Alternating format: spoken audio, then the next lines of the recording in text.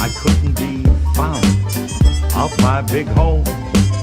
The bare necessities of life will come to you. They'll come to you.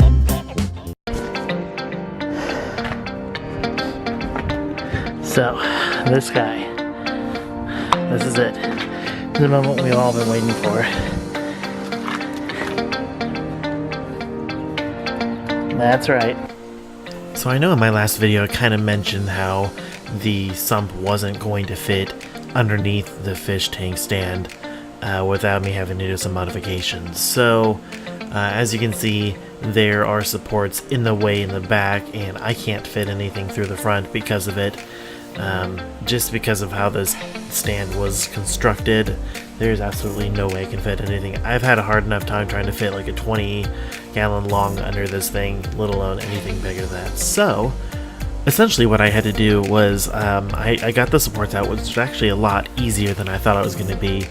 Once I did that, I was able to kind of lift the top of the stand up and get under there. I had already made the measurements I needed to make the proper cuts. I got some thinner wood.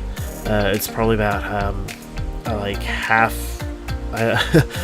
as thick as the stands that were there, or the supports that were there previously. So this gave me just enough room. Actually, it gave me about, I think, 3/4 of an inch leg room to move things from side to side, which isn't a whole lot, but not to mention that these supports are actually I can remove them. So the left two supports, those are permanent in place. I screwed those in, but the two supports on the right I can actually remove. So the idea is that there's going to be enough pressure on here to hold all these things in place where I'm not going to have to worry about it. Man, this is gorgeous just looking at it. Oh man, I think it'll fit perfectly. Actually, I think there's more than enough room. So let me clean off that space and get this baby in here. All right, so it's a perfect fit.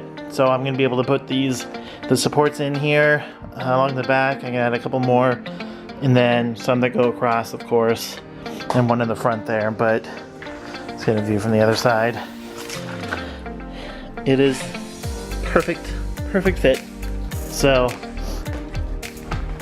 yes, it is the Triton 44. I am attempting to do the Triton method with this tank from start to finish, or I should say starting up a new tank. So we'll see how that goes. I am still, learning, so you guys get to experience all of this with me as I kind of just work my way through it one day at a time. So my goal today is to finish this up, get the supports all on there, and yeah, next is the plumbing, which I'm not going to show you the mess of the garage, but I have a majority of the PVC plumbing, or the pipe and all that stuff and all the fittings. The only thing I'm missing are a couple ball valves and the cement, which for some reason Home Depot didn't have the one I ordered, so it's a special order, of course. So I have to wait for that to come in, and the ball valves unfortunately won't come in until next week, so then I'll get to wrap this up. But that gives me plenty of time to work on this and to clean that up and polish it and get it all good and ready. So after several hours of working on this, I finally finished all of the supports. So again, the two left ones are going to be permanent. They're screwed in to the actual stand itself. The two on the right, however, are not. These are ones that I can remove. So the idea is that the weight of the tank will be able to, hold these in place without much worry. You can see in the front I also added the supports for each row. So added support while reducing the width of these beams, but I honestly don't see a problem in terms of it. I'm no structural engineer, but I'm pretty sure it's gonna be fine. So coming around the front, there's a couple imperfections. This guy and a couple others. I'm trying to trying to drill in some screws or nail in those extra support beams, but I kind of had a difficult time trying to get those in. But yeah, overall I'm actually really satisfied that how this came out. I'm going to be using a grinder, getting some of that metal edging off the failed attempts at trying to screw in for the extra supports. But other than that, I'm gonna just, you know, use the grinder and paint it, and then this is good to go. So about a week later, I got all my plumbing parts in, or at least the rest of them. I was mainly waiting on these true union ball valves to get in. I had to special order them, and it took like a week for them to get here, when everything else I was able to pick up next day at the local Home Depot. But I mean, overall the cost wasn't too bad, and these valves are actually completely like 100% better than the other ball valves you can get like at your local hardware store. These things, the other ones I can hardly turn, and they're like brand new. These things are brand new, and from my understanding, these will always be the same level of like twisting hardness. I don't know what you call that.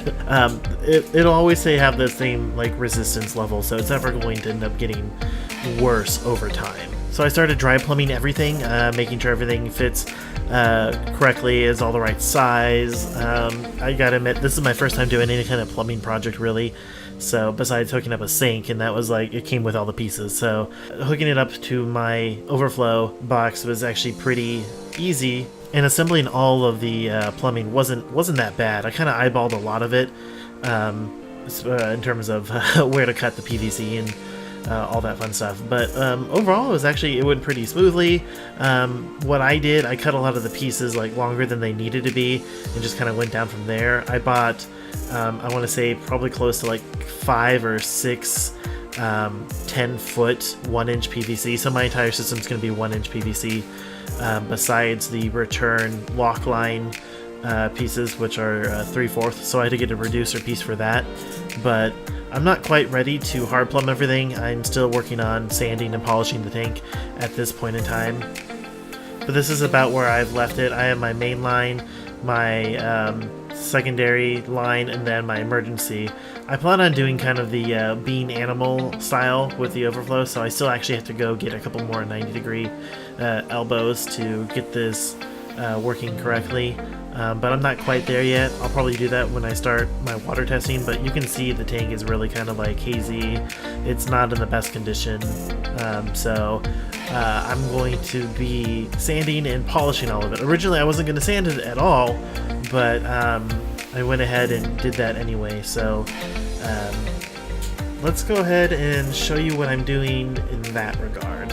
So this is kind of a before example of how bad the tank actually is. Or I should say was, before I decided to sand it and everything. This is after doing like the first round of polish of using the Novus cleaner, and I'm just not satisfied at, you know, what it did, or I should say lack thereof. So I just, there's spots everywhere. I don't know if I just didn't do it correctly. I was using my drill and polish pads and all that, and it didn't work out the way I thought it was going to. So I'm actually not going to worry about the bottom, which is the worst of the worst. So I'm just going to go ahead and start sanding the rest of it. So it's been rather cold out recently, so it's been hard to like come out and actually work on the tank any. Even the garage, it's pretty chilly. And when I get home from work around 6, it's typically like pitch black out. So it's even harder to find adequate lighting and time to really work on this during the week. But I managed to do quite a bit. As you can see, I ended up painting the back of it, and it actually came out pretty good, at least on the back. So if you see on the front here, you can see all of these like specks, and that's not on the front. That's on the back. What it is the Novus plastic cleaner, or the acrylic scratch removal liquid, and I thought I had gotten all of it off, and it's actually really hard to see, and I ended up trying to paint this in the dark. Well, not in the dark, but with this kind of lighting, and it's not the best. However, I haven't gotten the results I've wanted. Now, the front actually looks pretty good. I'm having to use my phone light because I can't, even with better lighting in here, it's really difficult to see. Like, the front is actually okay. There's still, there's some specks here, but it's nothing that I can't get off. There's some bigger scratches, like, let's see if I can get a good, like you can kind of see the front here. It's not not the best. And so here we can see the side. And this is what I'm like dealing with. So the specs, I believe I can get off with just enough pressure, but what I did with the Novus, just, it did not cut it. And I thought, I spent hours on this thing. I can't really tell the difference. Now maybe I just didn't do it right or what, but what I'm gonna do is kind of like go back from square one. I really want this to be nice, and it has its own imperfections, as you can see the hazing on the edges here, but it's not like a big deal. Though I'm a little worried about it. I wanted to get this done as soon as possible because I almost feel like the hazing's getting worse and worse the longer it's out in the cold, which is kind of weird, but maybe it just means that this wasn't built the best. So before it gets any worse, and I'm not like looking at the sides, like, now this is really hard to see on this camera. Now it's really hard to see because it's hard to like focus in, but you can see I feel like it's getting worse and worse because when I first bought the tank it was not this bad. Now I'm not worried about it until it starts like going all the way through because it still has a seal and this thing's not gonna like just come apart like that. But anyway, so my objective is to get this thing inside. It is currently a Thursday night, so my objective is to get this thing good enough to get inside, meaning it's gonna have to get hard plumbed, and I have some warmer weather coming up this weekend, fingers crossed. So the idea is to get this thing fully plumbed, water test it, and get this thing indoors. So I'm gonna have to work on getting all the paint off, and it's a latex paint, so I've already kind of scratched off the corner, and it's coming off pretty easy. So I'm gonna have to scrape that off. That may take a little bit of time, and then I'm going to sand this thing down.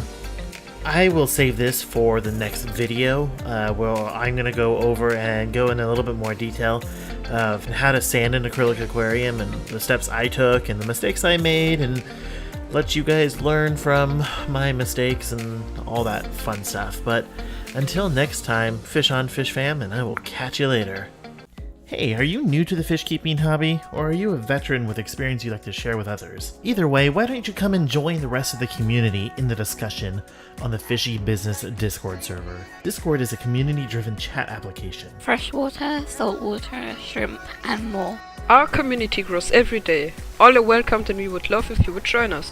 You can find links to the server and the application in the description below. And as always, we thank you for watching the video. So fish on, fish fam, and we'll see you there.